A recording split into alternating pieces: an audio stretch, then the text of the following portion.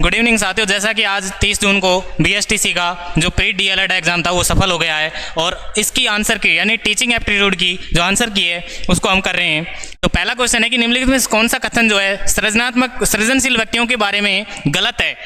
यानी ऐसा कथन बताना है जो सृजनशील व्यक्तियों के बारे में गलत है, यानी कि उनके सृजनशील जो व्यक्ति हैं अधिकतर पारंपरिक होते हैं और अस्पष्ट विचारों में रुचि नहीं दिखाते। ये इसका आंसर गलत है। बालक में किसी भी व्यवसाय के प्रति पूर्व धारणा का विकास जो होता है वो कहाँ होता है, उसके अभिभावकों के द्वारा होता है। निम्नलिखित में से कौन सी एक अच्छी उपलब्धि परीक्षण की विशेषता है, यानी कि अच्छा उपलब्धि परीक्षण विश्वसनीय, वैध और निष्पक्ष होता है। लिखित सामग्री का एक अच्छा मूल्यांकन निम्नलिखित में से किस पर आधारित होना चाहिए, यानी कि उसकी भाषाई और तार्किक अभिव्यक्ति पर। अध्यापक की कार्य क्षमता को बढ़ाया जा सकता है, यानी उसके कार्यों की सराहना करके। विद्यार्थियों को अध्ययन के लिए प्रेरित करने हेतु कौन सा तरीका उचित होगा, विद्यार्थियों को फीडबैक देकर। एक अध्यापक कक्षा में वातावरण को सुखद रखता है क्योंकि सुखद मनोस्थिति में विद्यार्थी बेहतर सीखते हैं। नेक्स्ट,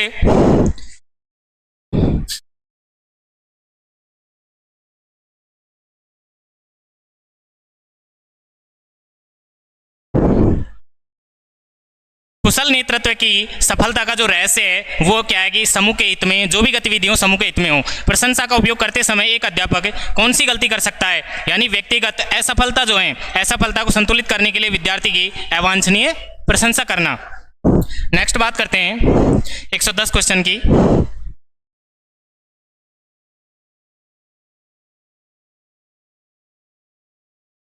ग्रीष्मावकाश में व्यवसायिक संवर्धन कार्यक्रम आयोजित किया गया है। इस स्थिति में आप क्या करेंगे, कोशिश करेंगे कि परिवार को भी समय दें और व्यवसायिक संवर्धन कार्यक्रम में भी भाग ले सकें। अनुभव पर आधारित व्यवहार में अपेक्षाकृत स्थायी परिवर्तन को क्या बोलते हैं, अधिगम बोलते हैं। यदि एक विद्यार्थी देर से आता है और अध्यापक होने के नाते आपको क्या करना चाहिए, कालांश पूर्ण होने के बाद उसके कारण जाने की क्यों लेट आ रहा है। एक अध्यापक की सर्वाधिक रुचि किसमें होनी चाहिए, विद्यार्थियों के सर्वांगीण विकास में। रिपोर्ट कार्ड तैयार करने में क्या उचित नहीं है, आपको यह देना क्या उचित नहीं है। रिपोर्ट कार्ड करते समय भाषा स्पष्ट होनी चाहिए। रिपोर्ट कार्ड में जो नकारात्मक टिप्पणियां हैं वो नहीं होनी चाहिए। निम्नलिखित में से कौन सा मूल्यांकन विधि पक्षपातपूर्ण एवं व्यक्तिनिष्ठ हो सकती हैं, तो कौन सी हो सकता है, उपलब्धि परीक्षण, जिसको अचीवमेंट टेस्ट बोलते हैं। एक अध्यापक के रूप में आप प्राथमिकता देंगे किसको, बच्चों में आलोचनात्मक और वैज्ञानिक चिंतन को, यानी कि बच्चे 360 डिग्री सोच सकें उस प्रकार के चिंतन को प्राथमिकता देनी है। नेक्स्ट बात करते हैं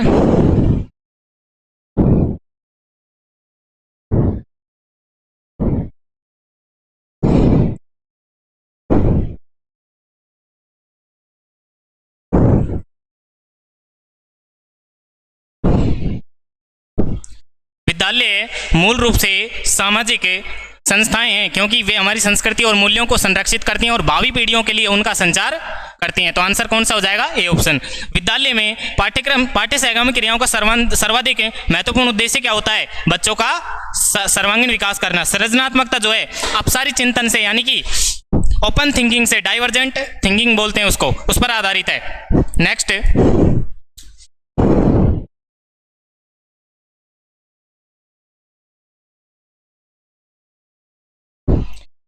नेक्स्ट क्वेश्चन है कि यदि आपको सामान्य छात्रों के साथ साथ एक दिव्यांग छात्र पढ़ाने को अवसर मिले तो आप उसे कक्षा में किस प्रकार का शिक्षण देंगे, यानी कि उसके लिए आगे की जो पंक्ति है उसमें बैठने की व्यवस्था करेंगे और सुविधाजनक उसको अध्यापन कार्य का प्रयास करेंगे।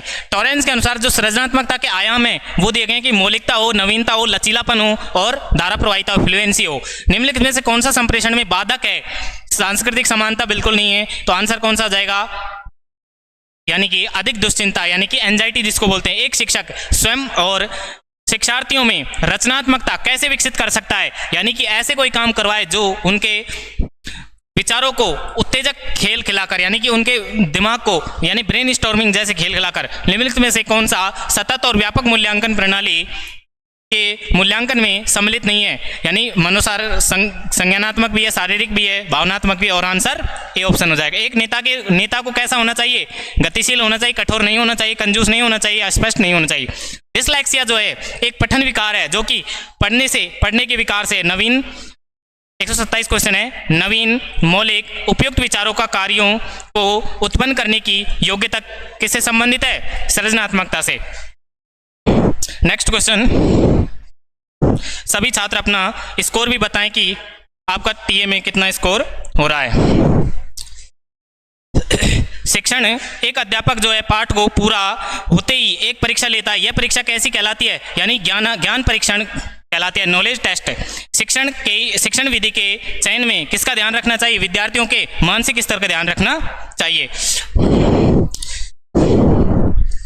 सभी छात्र ध्यान दीजिए कि जो आंसर की बताई जा रही है ये अपने विवेक के आधार पर बताई जा रही है। कोई भी छात्र ये नहीं कि जो सर ने बता दी वो एग्जैक्ट है, यानी कि जो बोर्ड देगा आंसर की मान्य तो वही होगी। इससे आप अपना जो प्रारंभिक आकलन है वो कर सकते हैं कि हमारा स्कोर इतना बैठ रहा है।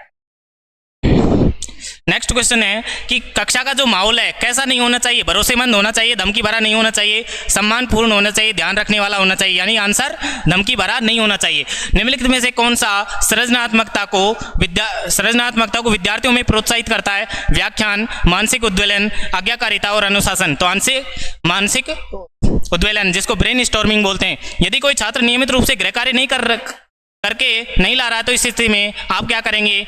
उसको कारण जानने की कोशिश करेंगे।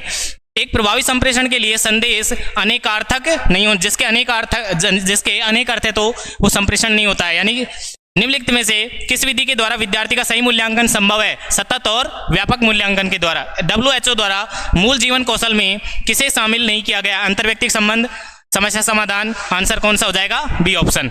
जब कुछ छात्र जानबूझकर शरारत कक्षा के अनुशासन को भंग करने का प्रयास कर रहे हैं तो एक शिक्षक के रूप में आप क्या भूमिका निभाएंगे? यानी उनको उनकी गलती का एहसास करवाएंगे, आत्मनिरीक्षण और उनके व्यवहार में सुधार करेंगे। एक प्रभावी नेता टीम की त्रुटि होने पर पूरी जिम्मेदारी यानी पूरी गलती को किसके ऊपर ले लेता है? अपने ऊपर ले लेता है। महात्मा गांधी ने कौन सी शिक्षा पद्धति को प्रस्तावित किया? 4H यानी बुनियादी शिक्षा।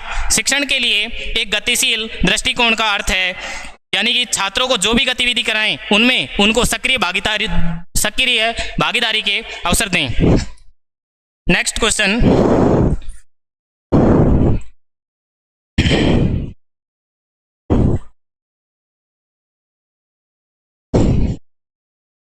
एक शिक्षक की सबसे महत्वपूर्ण चुनौती क्या है? कि कक्षा में अनुशासन बनाए रखना। नेक्स्ट,